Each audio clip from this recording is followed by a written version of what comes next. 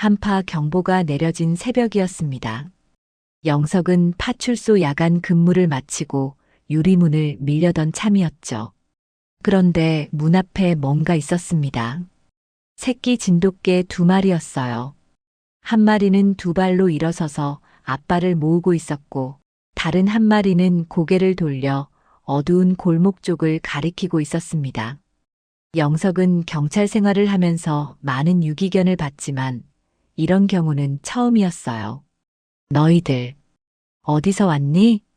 영석이 쪼그려 앉자 2마리는 꼬리를 살짝 흔들었습니다. 도망가지도 않고 짖지도 않았어요. 다만 무언가를 전하려는 듯한 눈빛이었습니다. 암컷 새끼가 영석의 바지를 살짝 물었어요. 그리고는 골목 쪽으로 고개를 돌렸습니다. 수컷 새끼도 똑같이 골목을 바라봤죠. 영석은 직감했습니다. 이 아이들이 여기 온 건 우연이 아니라는 걸요. 영석은 손전등을 켜고 골목으로 들어섰습니다. 새끼들이 앞장서서 걸었어요. 눈 쌓인 골목길은 좁고 어두웠습니다. 바람은 매섭게 불어왔고 영석의 입김은 하얗게 피어올랐죠. 골목 끝 낡은 담벼락 옆에서 영석은 멈춰 섰습니다. 거기 쓰러진 개 한 마리가 있었어요. 흰 털의 진돗개였습니다. 눈 위에 웅크린 채 미동도 없었죠. 새끼들은 어미 곁으로 달려가 얼굴을 비볐지만 어미는 움직이지 않았습니다. 순간 시골에 계신 홀어머니 생각이 났습니다. 어머니가 혼자 어미 진돗개처럼 이렇게 외롭게 계실 것 같다는 생각이 들었어요. 평생을 자식만 바라보던 어머니. 자식은 바쁘다는 이유로 잘 찾아가지도 않았죠. 죄송한 마음은 늘 있지만 어쩔 수 없다는 생각으로 지내왔습니다. 영석은 무릎을 꿇고 어미개의 몸을 살폈어요.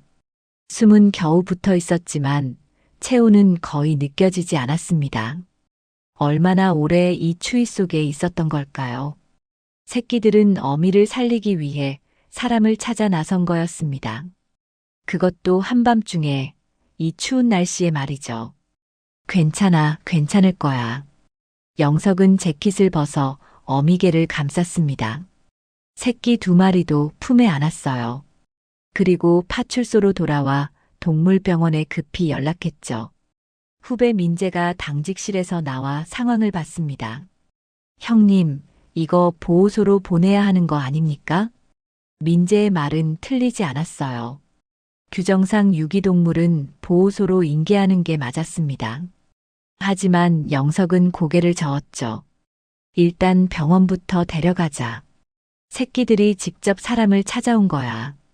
민재는 이해할 수 없다는 표정을 지었지만 더 이상 말하지 않았습니다. 영석은 어미개를 안고 순찰차에 올랐어요. 새끼들도 뒷자리에 태웠죠. 차가 출발하자 수컷 새끼가 창문 너머로 골목을 바라봤습니다. 마치 어미가 쓰러진 그곳을 기억하려는 것처럼요. 동물병원은 새벽에도 응급 진료를 받았습니다. 수의사 정화가 어미개를 검사했어요. 얼굴이 점점 굳어지더니 영석을 바라봤죠. 상태가 좋지 않습니다. 저체온증에 탈진까지 왔어요. 출산한 지 얼마 안 된 것 같은데 새끼들 먹이느라 체력을 다 소진한 것 같네요. 살릴 수 있습니까? 최선을 다해보겠습니다. 하지만 장담은 못 드려요. 영석은 새끼 2마리를 안았습니다. 아이들은 떨고 있었어요. 추위 때문만은 아니었죠. 어미를 잃을지도 모른다는 불안 때문이었습니다. 영석은 2 녀석에게 이름을 지어줬어요. 암컷은 순자, 수컷은 순돌이라고 불렀습니다. 그날 밤 영석은 파출소에서 새끼들과 함께 밤을 보냈습니다. 순자와 순돌이는 영석의 무릎에서 잠들었지만 자다가도 자주 깼어요. 그리고는 어미가 있던 방향을 바라봤죠. 영석은 그 모습을 보면서 묘한 감정을 느꼈습니다. 책임감이었어요. 오랜만에 느끼는 누군가를 지켜야 한다는 감정이었습니다. 다음 날 아침 영석은 병원에서 전화를 받았습니다. 어미개가 새벽에 숨을 거뒀습니다. 정화의 목소리는 낮고 무거웠어요. 영석은 한동안 말을 잇지 못했습니다. 순자와 순돌이는 영석의 발치에서 꼬리를 흔들고 있었죠. 아직 아무것도 모른 채로요.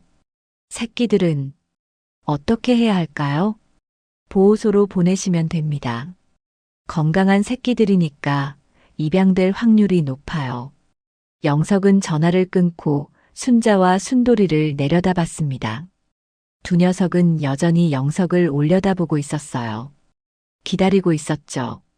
어미가 돌아올 거라고 믿으면서요. 민재가 당직실에서 나왔습니다. 형님, 보호소 연락했습니까? 아직. 빨리 하세요. 여기서 키울 순 없잖습니까? 민재 말이 맞았습니다. 파출소에서 개를 키울 수는 없었어요. 게다가 영석은 혼자 사는 몸이었죠. 좁은 원룸에서 개 2마리를 키운다는 건 쉬운 일이 아니었습니다. 하지만 그날 밤 영석은 결심했습니다. 내가 키우겠습니다. 민재는 어이없다는 표정을 지었어요. 형님, 정신 차리세요. 형님 집이 얼마나 좁은데요. 게다가 근무도 불규칙하잖습니까? 알아. 그래도 이 녀석들은 내가 데려갈 거야. 영석은 그날 퇴근 후 순자와 순돌이를 데리고 집으로 갔습니다. 원룸은 정말 좁았어요. 침대 하나, 작은 옷장 하나가 전부였죠. 하지만 순자와 순돌이는 방 안을 탐색하며 꼬리를 흔들었습니다. 밤이 되자 두 녀석은 창문 쪽으로 갔어요. 그리고는 가만히 앉아서 밖을 바라봤습니다. 어미가 쓰러졌던 골목 방향이었죠. 영석은 그 모습을 보면서 가슴이 먹먹해졌습니다. 미안해. 너희 엄마를 살리지 못했어. 순돌이가 영석 쪽으로 다가왔어요. 그리고는 영석의 손을 살짝 하찼습니다. 순자도 영석의 무릎에 턱을 올렸죠. 마치 괜찮다고 내 잘못이 아니라고 말하는 것 같았습니다. 그날 밤부터 영석의 삶은 조금씩 달라지기 시작했습니다. 아침마다 순자와 순돌이에게 밥을 줬어요. 출근 전에 산책을 시켰고 퇴근하면 다시 산책을 나갔죠. 좁은 원룸은 이제 개 용품으로 가득 찼습니다. 밥그릇, 물그릇, 장난감, 담요까지요. 민재는 여전히 이해할 수 없다는 표정이었습니다. 형님, 힘들지 않습니까? 힘들지. 그럼 왜 키우세요? 영석은 잠시 생각했어요. 왜일까요?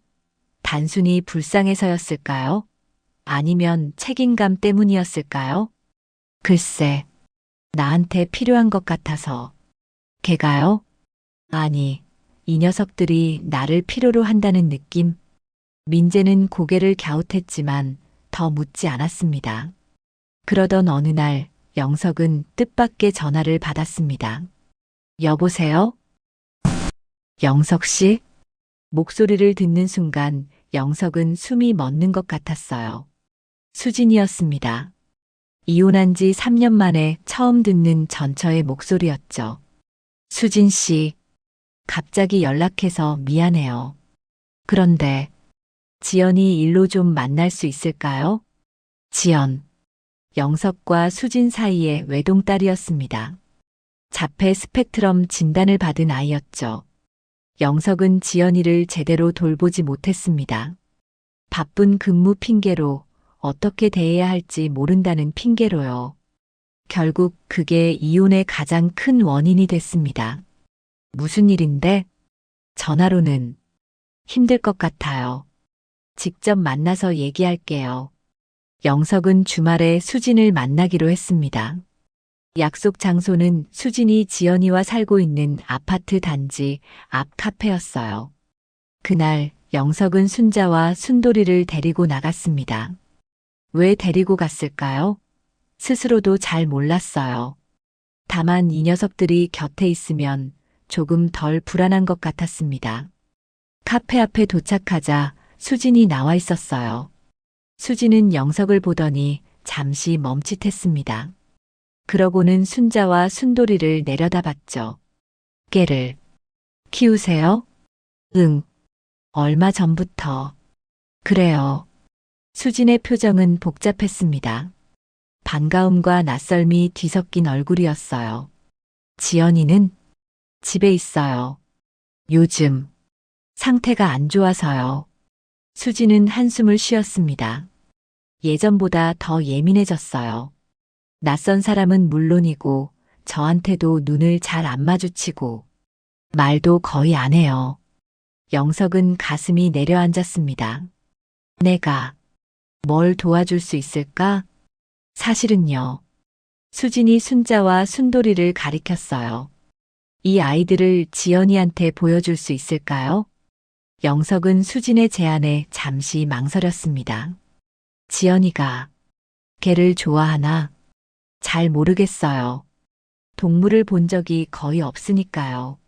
하지만 치료사 선생님이 그러시더라고요. 동물 교감 치료가 도움이 될 수도 있다고요. 영석은 순자와 순돌이를 내려다봤습니다. 두 녀석은 꼬리를 흔들며 영석을 올려다보고 있었어요. 순자는 언제나처럼 조용했고 순돌이는 주변을 경계하고 있었죠.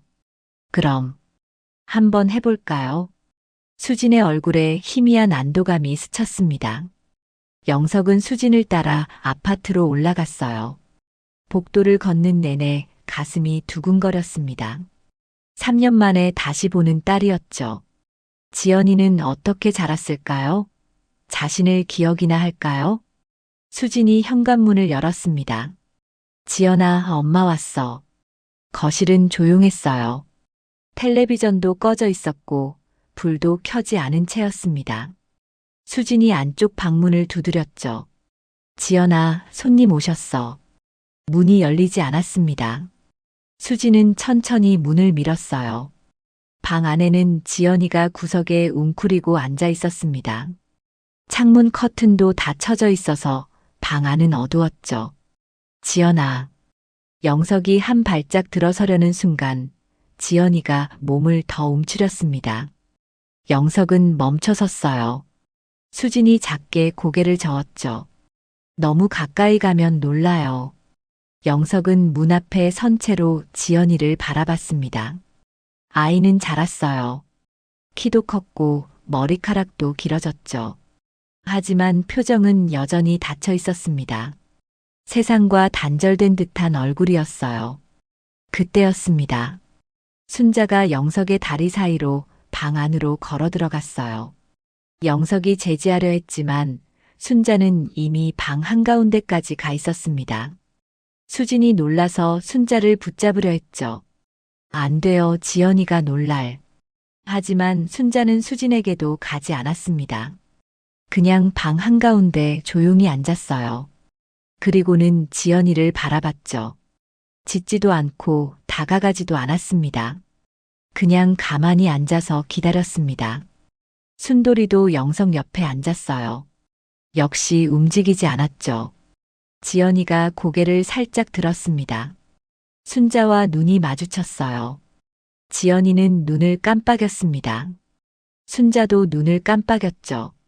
그게 전부였습니다. 5분쯤 지났을까요? 지연이가 손을 조금 뻗었습니다. 순자는 여전히 움직이지 않았어요. 지연이의 손이 조금 더 나왔습니다. 그리고 순자의 코끝을 살짝 건드렸죠. 순자는 가만히 있었습니다. 지연이가 입을 열었어요. 강아지. 수진이 눈을 크게 떴습니다. 영석도 숨을 멈췄죠. 지연이가 말을 한 겁니다. 수진의 말로는 지연이가 말을 한 게 몇 주 만이라고 했어요. 지연이는 손을 더 뻗어서 순자의 머리를 쓰다듬었습니다. 순자는 꼬리를 살짝 흔들었어요. 천천히 조심스럽게요. 수진은 손으로 입을 막았습니다. 눈가가 붉어졌어요. 지연아, 강아지 좋아? 지연이는 대답하지 않았습니다. 하지만 순자를 계속 쓰다듬었어요. 그리고는 순돌이 쪽을 바라봤죠. 순돌이도 천천히 방 안으로 들어왔습니다. 지연이 옆에 누웠어요. 영석은 그 광경을 보면서 가슴이 뜨거워지는 걸 느꼈습니다. 그날 이후로 영석은 일주일에 한 번씩 순자와 순돌이를 데리고 수진의 집을 방문했습니다. 처음엔 일주일에 한 번이었지만 곧 일주일에 두 번이 됐고 그 다음엔 거의 매일이 됐어요. 지연이는 조금씩 변했습니다. 처음엔 순자와 순돌이를 만지기만 했어요. 그러다가 이름을 부르기 시작했죠. 순자야, 순돌아. 목소리는 작았지만 분명했습니다. 수지는 매번 눈물을 글썽였어요. 고마워요, 영석 씨. 정말 고마워요. 영석은 뭐라 대답해야 할지 몰랐습니다. 고맙기는요. 오히려 자신이 고마웠어요. 지연이를 제대로 돌보지 못한 자신에게 다시 기회를 준 것 같았으니까요. 한 달쯤 지났을 때였습니다. 지연이가 처음으로 영석에게 말을 걸었어요. 아빠. 영석은 얼어붙었습니다. 지연이는 순자를 안으면서 영석을 바라봤죠. 아빠. 순자 좋아해? 응. 아빠도. 순자 좋아해. 지연이가 미소 지었습니다. 영석이 본 지연이의 첫 미소였어요. 수진이 부엌에서 나왔습니다. 지연이의 미소를 본 수진도 웃었죠. 영석도 웃었습니다. 세 사람이 함께 웃은 건 정말 오랜만이었어요. 그날 밤 지연이가 잠든 후 영석과 수진은 거실에 앉아 차를 마셨습니다. 영석 씨, 응, 우리 다시 시작해 볼 수 없을까요? 수진의 목소리는 떨렸습니다. 영석은 차를 내려놓았어요. 무슨 말인지. 가족으로요. 다시 가족이 되는 거예요. 지연이한테도 저한테도 영석 씨한테도 그게 맞는 것 같아요. 영석은 대답하지 못했습니다. 마음 한쪽에서는 그러고 싶었어요. 지연이의 웃는 얼굴을 매일 보고 싶었고 수진과 다시 함께 살고 싶었죠. 하지만 다른 한쪽에서는 두려웠습니다. 내가 다시 실패하면 어떡해? 이번엔 달라요. 순자랑 순돌이가 있잖아요. 그 아이들이 우릴 이어줄 거예요. 영석은 순자와 순돌이를 내려다봤습니다. 두 녀석은 소파 아래서 나란히 자고 있었어요. 평화로운 얼굴이었죠. 생각해 볼게요. 천천히 생각해요. 저도 천천히 기다릴게요. 그날 밤 영석은 집으로 돌아왔습니다. 순자와 순돌이는 침대 옆에 누워서 영석을 바라봤어요. 영석은 천장을 보면서 생각했습니다. 가족이란 뭘까요? 피로 연결된 사람들일까요? 아니면 함께 시간을 보낸 사람들일까요? 그의 머릿속에는 지연이의 미소가 떠올랐습니다. 영석은 수진의 제안을 받고 며칠 동안 잠을 제대로 이루지 못했습니다. 출근해서도 멍하니 앉아있는 시간이 많았어요. 민재가 물었죠. 형님, 요즘 왜 그러세요? 무슨 고민 있습니까? 아니야, 별거 아니야. 하지만 민재는 눈치를 챘습니다. 혹시 전처분하고 관련된 건 아닙니까?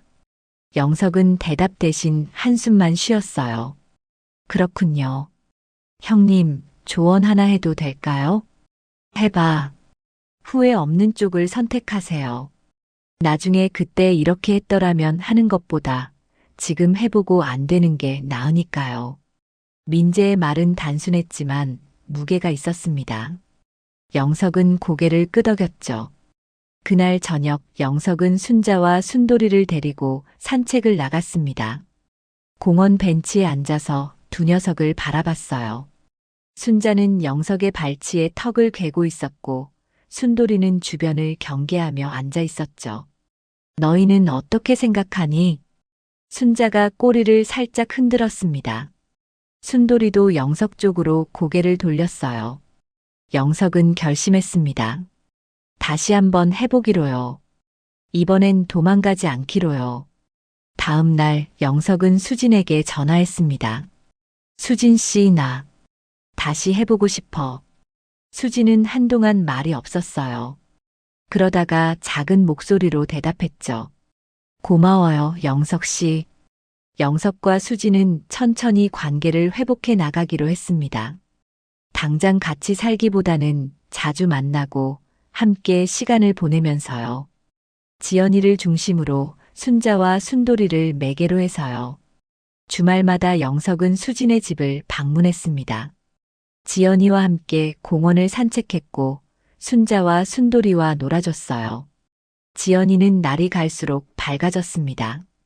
말도 많아졌고 웃음도 많아졌죠. 어느 날은 지연이가 영석의 손을 잡았어요. 아빠, 순자랑 순돌이 우리 집에서 같이 살면 안 돼? 영석은 수진을 바라봤습니다. 수진도 영석을 보고 있었어요. 두 사람의 눈이 마주쳤죠. 그러면 좋겠지? 지연이가 환하게 웃었습니다.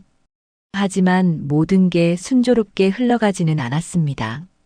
한 달쯤 지났을 때 영석은 시골에서 전화를 받았어요. 어머니가 쓰러졌다는 연락이었습니다. 어머니가 집에서 넘어지셨는데 병원으로 옮겼습니다. 빨리 오세요. 영석은 급히 파출소를 나섰습니다. 순자와 순돌이를 데리고 시골로 내려가야 했어요. 수진에게 연락했죠. 어머니가 쓰러지셨어. 시골로 내려가야 해. 지금 가는 거예요? 응, 당장. 우리도 같이 갈게요. 괜찮아, 혼자. 아니에요. 지연이도 데리고 갈게요. 어머니 뵈러 가야죠. 영석은 가슴이 뭉클했습니다. 수진은 이미 자신을 가족으로 생각하고 있었던 거예요. 영석과 수진, 지연이, 그리고 순자와 순돌이는 함께 시골로 향했습니다. 차 안은 조용했어요. 지연이는 뒷좌석에서 순자를 안고 있었고 순돌이는 창밖을 바라보고 있었죠. 병원에 도착하자 어머니는 병실 침대에 누워 계셨습니다. 얼굴은 창백했고 몸도 많이 여위었어요. 영석은 어머니 손을 잡았습니다. 어머니, 저예요. 어머니가 천천히 눈을 떴어요. 영석아, 왔니? 왜 이렇게 되셨어요? 아프면 진작 연락하셨어야죠. 괜찮아. 나이 들면 다 이런 거지 뭐. 어머니는 영석 뒤에 서 있는 수진과 지연이를 봤습니다. 수진이도 왔구나. 지연이도. 지연이는 수진 뒤에 숨었어요. 낯선 환경 때문이었죠. 하지만 순자가 지연이 손을 살짝 하찼습니다. 지연이는 용기를 내서 어머니 침대 옆으로 다가갔어요. 할머니. 어머니가 지연이의 손을 잡았습니다. 우리 지연이.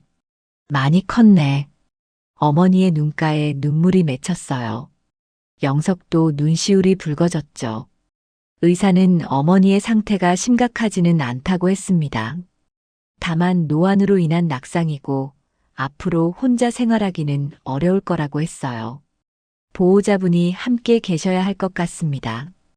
영석은 고민에 빠졌습니다. 어머니를 혼자 두고 갈 수 없었어요.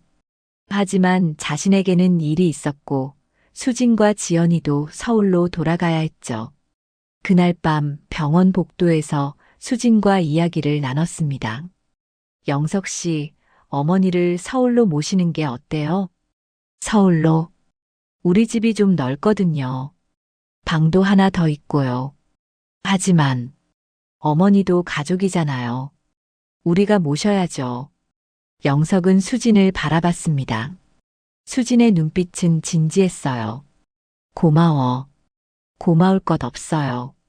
당연한 거예요. 그날 밤 영석은 병실 복도 벤치에 앉아 있었습니다. 순돌이가 영석 옆에 앉았어요. 그리고는 병실 문을 바라봤죠. 마치 안에 있는 어머니를 지키려는 것처럼요. 영석은 순돌이의 머리를 쓰다듬었습니다. 너희 어미도 이랬겠지? 마지막까지 새끼들을 지키려고. 순돌이가 영석을 올려다봤어요. 그 눈빛에는 위로가 담겨 있었습니다. 영석은 생각했습니다. 가족이란 건 결국 이런 게 아닐까요? 서로를 지키려는 마음, 함께 버티려는 의지, 그리고 끝까지 곁을 지키는 존재들이요. 새끼들을 살리기 위해 마지막 힘을 쓴 어미 백구처럼 영석도 이제는 가족을 지킬 준비가 된 것 같았습니다. 며칠 후 어머니는 퇴원했습니다. 영석과 수진은 어머니를 서울로 모셨어요. 수진의 집은 두 마리의 개가 함께 사는 공간이 됐죠. 어머니를 서울로 모신 첫날 밤은 혼란스러웠습니다. 어머니는 낯선 환경에 적응하지 못해 불안해하셨어요. 밤새 방문을 여닫으며 화장실을 오가셨죠. 지연이도 집 안 분위기가 달라진 탓에 예민해졌습니다. 순자와 순돌이만 빼고 모두가 불편해했어요. 영석은 거실 소파에 앉아서 한숨을 쉬었습니다. 내가 제대로 하고 있는 걸까? 수진이 옆에 앉았어요. 잘하고 있어요. 시간이 필요한 거예요. 어머니도 힘들어 보이고 지연이도. 괜찮아요. 우리 천천히 해봐요. 하지만 영석의 불안은 쉽게 사라지지 않았습니다. 다음 날도 그 다음 날도 집안은 조용하면서도 어색했어요. 어머니는 말씀을 아끼셨고 지연이는 방에만 있으려 했죠. 영석은 출근해서도 집 걱정만 했습니다. 민재가 물었어요. 형님, 집에 무슨 일 있습니까? 어머니를 모셨는데. 쉽지 않네. 그럴만하죠. 어르신 모시는 게 어디 쉬운 일입니까? 민재의 말처럼 쉬운 일은 아니었습니다. 하지만 포기할 수도 없었어요. 일주일쯤 지났을 때였습니다. 영석이 퇴근해서 집에 들어서는데 거실에서 웃음소리가 들렸어요. 지연이의 웃음소리였습니다. 영석은 조심스럽게 안으로 들어갔죠. 거실에는 어머니와 지연이가 나란히 앉아 있었습니다. 그 사이에 순자가 누워 있었고 순돌이는 어머니 발치에 턱을 괴고 있었어요. 할머니, 순자가 또 코골아. 지연이가 손으로 입을 가리며 웃었습니다. 어머니도 미소 지으셨어요. 그러게. 작은 게 코는 크게 골지. 영석은 그 광경을 보면서 가슴이 따뜻해지는 걸 느꼈습니다. 수진이 부엌에서 나왔어요. 영석 씨 왔어요? 오늘 어머니랑 지연이가 친해졌어요. 그래. 순자 덕분이에요. 어머니가 순자 밥 주시면서 지연이랑 대화하기 시작하셨거든요. 영석은 순자를 내려다봤습니다. 순자는 여전히 편안하게 자고 있었어요. 작은 개 한 마리가 가족을 이어주고 있었습니다. 그날 저녁 5명은 함께 식탁에 앉았습니다. 오랜만에 느껴보는 가족의 식사였어요. 어머니가 반찬을 지연이 앞에 놓으셨죠. 지연아, 이거 먹어봐라. 할머니가 만든 거야. 지연이는 조심스럽게 반찬을 입에 넣었습니다. 그리고는 눈을 크게 떴어요. 맛있어요. 어머니가 흐뭇하게 웃으셨습니다. 그래, 그럼 더 먹어. 영석은 그 모습을 보면서 눈시울이 뜨거워졌어요. 수진이 영석의 손을 살짝 잡았습니다. 영석도 수진의 손을 꼭 잡았죠. 하지만 평화는 오래가지 않았습니다. 한 달쯤 지났을 때 영석은 또다시 위기를 맞았어요. 어머니가 갑자기 쓰러지신 겁니다. 아침에 일어나시려다가 다리에 힘이 풀려 넘어지셨죠. 어머니, 영석과 수진이 급히 달려갔습니다. 어머니는 침대 옆 바닥에 주저앉아 계셨어요. 다행히 크게 다치진 않으셨지만 얼굴은 창백했습니다. 괜찮아. 그냥 다리에 힘이 없어서. 병원 가셔야 해요. 영석은 어머니를 부축해서 병원으로 갔습니다. 의사는 심각한 상태는 아니라고 했어요. 다만 노화로 인한 근력 저하와 어지럼증이라고 했죠. 보호자께서 항상 옆에 계셔야 할 것 같습니다. 낙상 위험이 있거든요. 영석은 고민에 빠졌습니다. 자신은 야간 근무도 많았고 수진도 낮에는 지연이를 돌봐야 했어요. 어머니를 혼자 두기에는 불안했죠. 요양보호사를 알아봐야 할까요? 수진이 조심스럽게 물었습니다. 영석은 고개를 저었어요. 어머니가 낯선 사람 싫어하셔. 평생 혼자 사셨는데. 그럼 어떻게 해요? 영석은 대답하지 못했습니다. 그날 밤 영석은 병원 복도를 서성였어요. 순돌이가 영석을 따라다니며 걱정스러운 눈빛을 보냈죠. 영석은 순돌이를 안아 올렸습니다. 너희 어미는 어떻게 했을까? 새끼들 지키면서 혼자서. 순돌이가 영석의 얼굴을 하찼어요. 위로하는 것 같았습니다. 병실로 돌아가자 어머니는 깨어 계셨습니다. 창밖을 보고 계셨어요. 어머니, 주무셔야죠. 잠이 안 와서. 영석아. 네, 어머니. 내가 너희한테 짐이 되는 것 같구나. 영석은 가슴이 철렁했습니다. 무슨 말씀을 그렇게 하세요? 아니야. 나도 알아. 내가 없으면 너희가 더 편할 거야. 어머니, 시골로 돌아갈까봐. 거기가 편해. 영석은 어머니 손을 잡았습니다.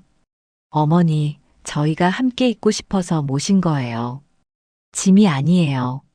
하지만 그때 병실 문이 열렸습니다. 지연이가 수진과 함께 들어왔어요.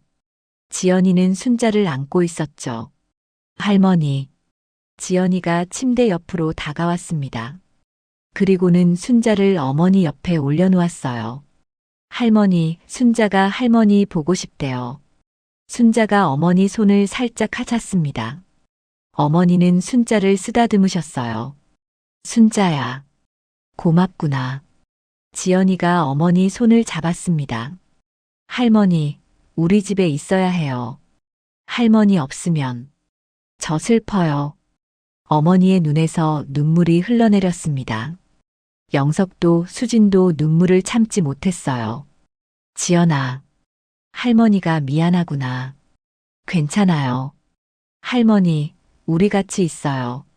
어머니는 지연이를 꼭 안았습니다.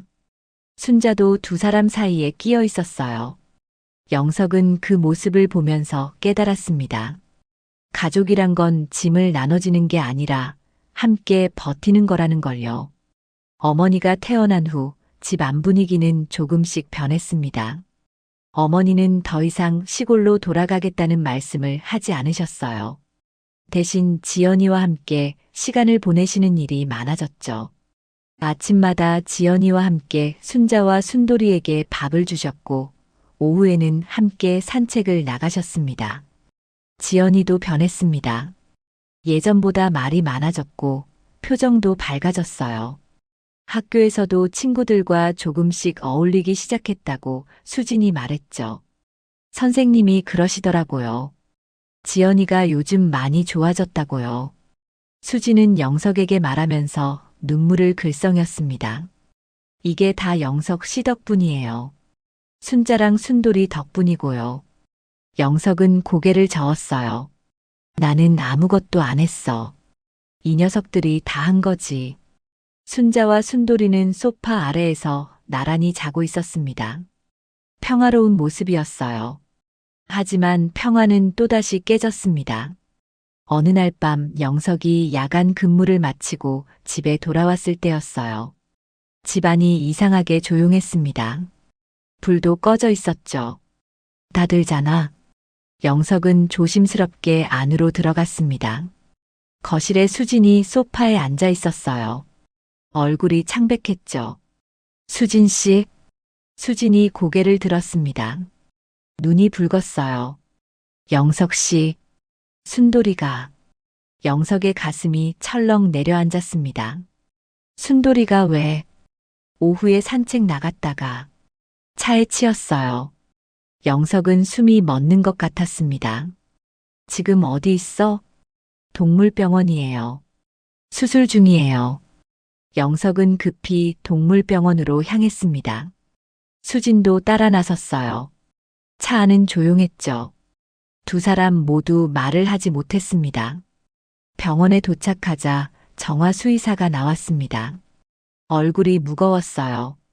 수술은 끝났습니다. 다행히 큰 부상은 아니에요. 뒷다리 골절인데 회복 가능합니다. 영석은 안도의 한숨을 쉬었습니다. 언제 퇴원할 수 있나요? 일주일 정도 입원해야 할 것 같아요.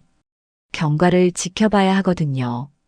영석은 순돌이가 있는 입원실로 갔습니다.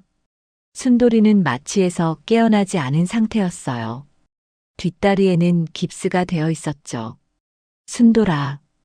영석은 순돌이의 머리를 쓰다듬었습니다. 수진도 옆에서 눈물을 흘렸어요. 제 잘못이에요. 제가 리드줄을 제대로 안 잡고 있어서. 아니야.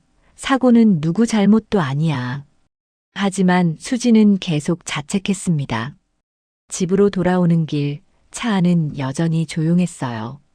영석은 수진을 위로하고 싶었지만 어떻게 말해야 할지 몰랐죠. 집에 도착하자 순자가 현관 앞에서 기다리고 있었습니다. 순자는 영석과 수진을 보더니 뒤를 돌아봤어요. 순돌이를 찾는 것 같았죠. 순자야. 순돌이는 병원에 있어. 순자는 고개를 갸웃했습니다. 그리고는 현관문 앞에 앉았어요. 움직이지 않았죠. 그날 밤부터 순자는 현관문 앞을 떠나지 않았습니다. 밥도 거의 먹지 않았고 잠도 제대로 자지 않았어요. 계속 문 쪽만 바라보고 있었죠. 지연이가 순자를 달래려 했습니다. 순자야, 순돌이 곧 와. 걱정 마. 하지만 순자는 움직이지 않았어요. 어머니도 걱정하셨습니다. 걔도 저렇게 형제를 걱정하는구나. 영석은 가슴이 먹먹했습니다. 순자는 어미를 잃은 후 순돌이만을 의지했을 거예요. 이제 순돌이마저 없으니 얼마나 불안할까요? 사흘째 되던 날 영석은 순자를 안고 동물병원으로 갔습니다. 정화 선생님, 순자가 순돌이 좀 볼 수 있을까요? 정화는 잠시 생각하더니 고개를 끄덕였어요. 짧게요. 순돌이한테 자극이 될 수도 있으니까요. 영석은 순자를 데리고 입원실로 들어갔습니다. 순돌이는 깨어 있었어요. 깁스한 다리를 조심스럽게 움직이고 있었죠. 순자가 순돌이를 보는 순간 귀를 쫑긋 세웠습니다. 그리고는 영석의 품에서 내려달라고 몸부림쳤어요. 영석은 순자를 바닥에 내려놓았죠. 순자는 순돌이에게 달려갔습니다. 순돌이도 순자를 봤어요. 두 녀석은 서로의 얼굴을 비볐죠. 순자는 순돌이의 얼굴을 하찼고 순돌이는 꼬리를 흔들었습니다. 영석은 그 모습을 보면서 눈물이 났어요. 형제란 이런 거구나 싶었죠. 피로 이어진 것만이 가족이 아니라 함께 살아온 시간, 서로를 걱정하는 마음이 진짜 가족을 만드는 거라고요. 일주일 후 순돌이는 퇴원했습니다. 깁스는 여전히 하고 있었지만 걸을 수는 있었어요. 다만 천천히 조심스럽게 걸어야 했죠. 집에 돌아온 순돌이를 보자 지연이가 달려왔습니다. 순돌아. 지연이는 순돌이를 조심스럽게 안았어요. 순돌이도 지연이 얼굴을 핥았죠. 순자는 순돌이 옆에 바짝 붙어서 앉았습니다. 더 이상 떨어지지 않겠다는 듯이요. 어머니가 말씀하셨습니다. 가족이란 게 저런 거지. 아프면 곁에 있어주고 힘들면 기다려주고. 영석은 어머니를 바라봤습니다. 어머니도 영석을 보고 계셨어요. 영석아, 너도 이제 알겠지? 가족은 버리는 게 아니라 지키는 거야. 영석은 고개를 끄덕였습니다. 네, 어머니. 알겠습니다. 그날 밤 5명은 거실에 둘러앉았습니다. 순자와 순돌이도 가운데 누워 있었어요. 영석은 수진의 손을 잡았고 수진은 지연이의 손을 잡았죠. 어머니는 두 사람을 흐뭇하게 바라보셨습니다. 이제 우리 진짜 가족이네. 지연이가 말했습니다. 영석은 웃었어요. 응, 이제 우리 진짜 가족이야. 순돌이가 회복되면서 집안은 다시 평화를 되찾았습니다. 하지만 영석은 여전히 마음 한구석이 불편했어요. 수진과 다시 시작한다고 했지만 정작 결혼에 대해서는 아무 얘기도 하지 못하고 있었죠. 함께 살고는 있지만 법적으로는 여전히 남이었습니다. 어느 날 저녁 어머니가 영석을 불렀습니다. 영석아, 잠깐 나와봐라. 영석은 어머니를 따라 베란다로 나갔어요. 어머니는 밤하늘을 바라보고 계셨죠. 수진이한테 아직 청혼 안 했니? 영석은 깜짝 놀랐습니다. 어머니가 어떻게? 눈 뜨고 보면 다 보이지. 너 그 아이한테 미안해 하잖니. 미안하긴요. 미안하면 제대로 하렴. 이번엔 도망가지 말고. 어머니는 영석의 어깨를 두드렸습니다. 내가 경찰이 된 이유 기억하니? 사람 하나쯤은 지켜야 한다고 했잖니. 이제 지킬 사람이 생겼어. 수진이도 지연이도 나도 그리고 저 개들도. 영석은 가슴이 뜨거워졌습니다. 네, 어머니. 제대로 하겠습니다. 다음 날 영석은 파출소에서 민재에게 상담했습니다. 민재야, 청혼은 어떻게 하는 거야? 민재는 웃음을 터뜨렸어요. 형님, 청혼도 모릅니까? 그냥 솔직하게 하시면 되죠. 반지 사서 무릎 꿇고. 그게 쉽지가 않네. 형님은 경찰 아닙니까? 범인 앞에서도 당당한데 왜 여자 앞에서는 쫄아요? 민재 말이 맞았습니다. 영석은 용기를 냈어요. 주말 영석은 가족 모두를 데리고 공원으로 나갔습니다. 순자와 순돌이도 함께였죠. 순돌이는 이제 깁스를 풀고 정상적으로 걸을 수 있었습니다. 공원 벤치에 모두 앉았어요. 지연이는 순자와 순돌이와 놀고 있었고 어머니는 벤치에서 두 사람을 지켜보고 계셨죠. 영석은 수진의 손을 잡았습니다. 수진 씨, 왜요? 나 할 말이 있어. 수진은 영석을 바라봤습니다. 영석은 주머니에서 작은 상자를 꺼냈어요. 반지 상자였죠. 이게 나랑 다시 결혼해 줄래요? 수진의 눈이 커졌습니다. 영석은 계속 말했어요. 지난번엔 내가 제대로 못했어. 지연이한테도 수진 씨한테도 미안한 일만 많았고. 하지만 이번엔 다를 거야. 제대로 가족 지킬 거야. 약속해. 수진의 눈에서 눈물이 흘러내렸습니다. 영석 씨, 나도 알아. 내가 완벽한 남편이나 아빠는 아니야. 하지만 최선을 다할 거야.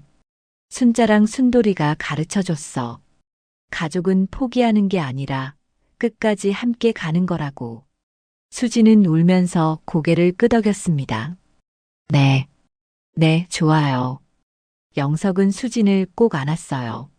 어머니는 멀리서 박수를 치셨고 지연이는 달려와서 두 사람을 안았죠. 엄마, 아빠, 정말 결혼해요? 응, 우리 다시 가족 될 거야. 지연이가 환하게 웃었습니다.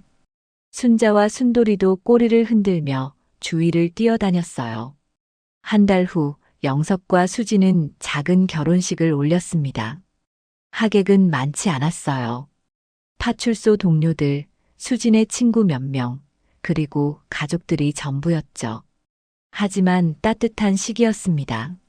지연이는 엄마 옆에 서서 꽃을 들고 있었어요. 어머니는 앞자리에 앉아 계셨죠. 그리고 순자와 순돌이는 식장 입구에서 조용히 앉아 있었습니다. 영석이 서약을 낭독할 때 목소리가 떨렸어요. 저는 수진 씨를 그리고 지연이를 어머니를 끝까지 지키겠습니다. 순자와 순돌이가 어미를 기억하듯이 저도 가족을 절대 잊지 않겠습니다. 수진도 눈물을 흘리며 서약했습니다. 저도 영석 씨와 함께 이 가족을 지키겠습니다. 식이 끝나고 다 함께 사진을 찍었습니다. 영석, 수진, 지연이, 어머니, 그리고 순자와 순돌이까지요. 사진작가가 말했어요. 개들도 웃고 있는 것 같네요. 정말 그랬습니다. 순자와 순돌이는 입을 벌리고 혀를 내밀고 있었어요. 마치 웃는 것처럼요. 피로연 자리에서 민재가 영석에게 다가왔습니다. 형님, 축하합니다. 이제 진짜 가족 됐네요. 고마워, 민재야. 내 덕도 컸어. 제 덕은요. 순자랑 순돌이 덕이죠. 영석은 웃었습니다. 맞아. 이 녀석들이 우릴 다시 묶어줬지. 정화 수의사도 왔어요. 순돌이 다리 완전히 나았나요? 네, 이제 뛰어다녀도 괜찮습니다. 정말 잘 회복했어요. 다행이네요. 그때 어미 백구를 못 살린 게 아직도 마음에 걸려요. 정화는 고개를 저었습니다. 아니에요. 그 어미는 새끼들을 살렸어요. 그리고 그 새끼들이 이 가족을 살렸고요. 그거면 충분하지 않을까요? 영석은 순자와 순돌이를 바라봤습니다. 두 녀석은 지연이와 함께 뛰어놀고 있었어요. 맞아요. 충분하네요. 그날 밤 세 가족은 함께 집으로 돌아왔습니다. 이제는 정말 한 가족이었어요. 법적으로도 마음으로도요. 지연이는 자기 방에서 순자와 함께 잤고 순돌이는 거실에서 잤죠. 어머니는 안방에서 편히 주무셨고요. 영석과 수진은 작은 방을 함께 썼습니다. 침대에 누워서 수진이 말했어요. 영석 씨 행복해요? 응, 행복해. 저도요. 두 사람은 손을 꼭 잡고 잠들었습니다. 창밖에는 별이 빛나고 있었어요. 그날 밤 영석은 꿈을 꿨습니다. 한파가 내린 그날 밤 경찰서 앞에 순자와 순돌이가 서 있던 순간이었어요. 그리고 그 뒤에 어미 백구가 서 있었죠. 어미는 새끼들을 바라보며 미소 짓고 있었습니다. 영석은 꿈속에서 어미 백구에게 말했어요. 고마워. 내 아이들 덕분에 내 가족을 되찾았어. 어미 백구는 고개를 끄덕였습니다. 그리고 천천히 사라졌어요. 봄이 왔습니다. 한파가 몰아치던 그 겨울이 지나고 따뜻한 바람이 불기 시작했어요.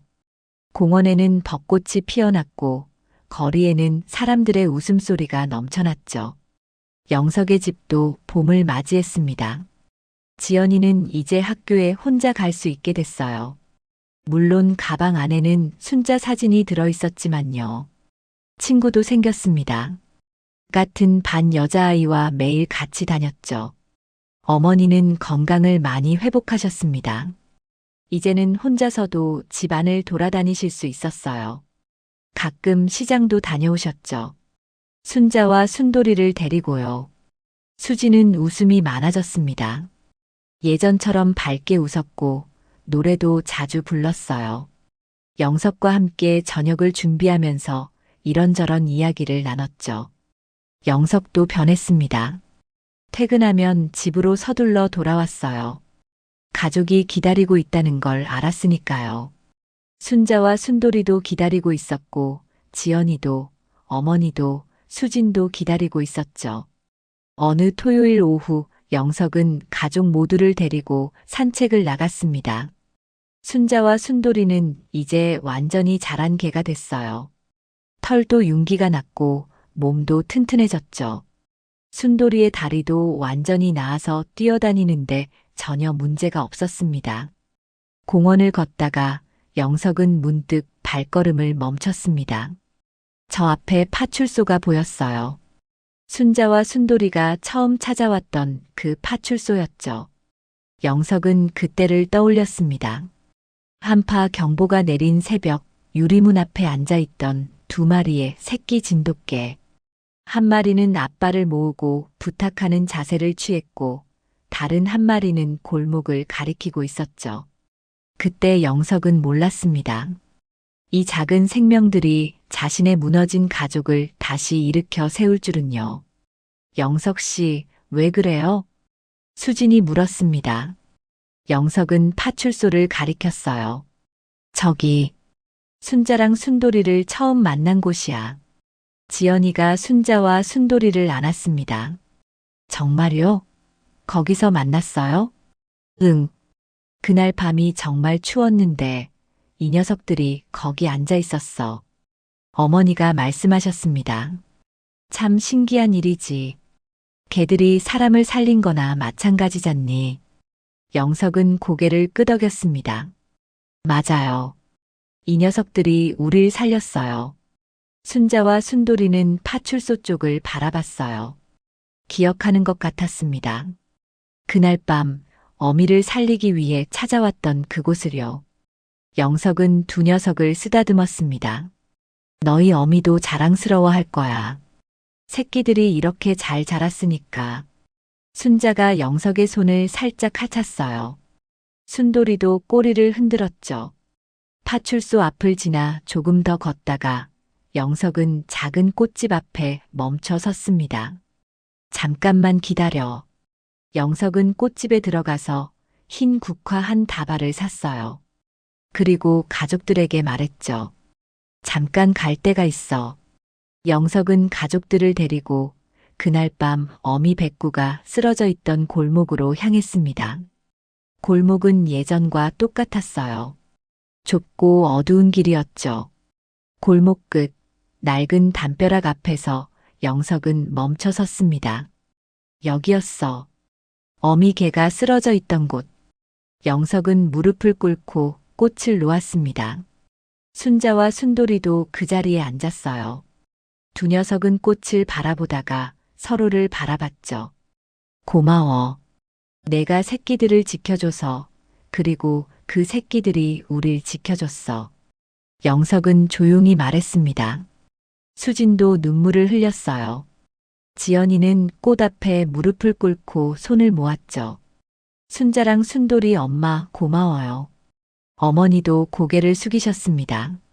그렇게 잠시 침묵이 흘렀습니다.